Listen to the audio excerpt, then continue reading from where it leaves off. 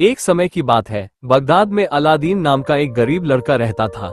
एक दिन एक धोखेबाज जादूगर उसके पास आया और उसे बहलाते हुए बोला, अलादीन, अगर तुम मेरी मदद करोगे तो मैं तुम्हें बहुत सारा धन दूंगा। मुझे क्या करना होगा? जादूगर ने उसे एक पहाड़ी पर ले जाकर कहा, इस गुफा के अंदर एक चिराग है, उसे मेरे लिए ले आओ।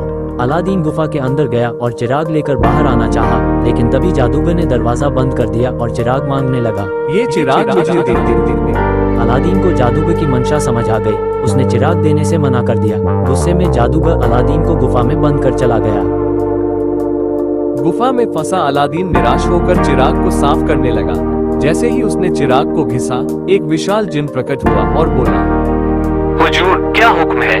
अलादीन ने हैरान होकर पूछा, तुम कौन हो? जिन ने कहा, मैं इस चिराग का जिन हूँ, जो चाहे वो मांग लो। अलादीन ने जिन से घर वापस पहुंचाने की मांग की। जिन ने उसकी इच्छा पूरी की। अलादीन जिन की मदद से धनी हो गया और उसने एक सुंदर महल बनवाया।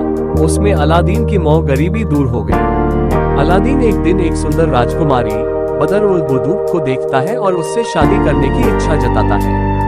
जिन की सहायता से वह राजकुमारी के सामने एक राजकुमार की तरह प्रस्तुत होता है और उससे विवाह कर लेता है। लेकिन कहानी में मोड़ तब आता है जब जादूगर को इस चिराग के बारे में फिर से पता चलता है और वह इसे चुराने का प्रयास करता है। कई संघर्षों के बाद अलादीन अपनी बुद्धिमानी से जादूगर को हरा देता है और चिराग को वापस पा लेता है। इसके बाद अलादीन और राजकुमारी सुखी जीवन बिताने लगते हैं।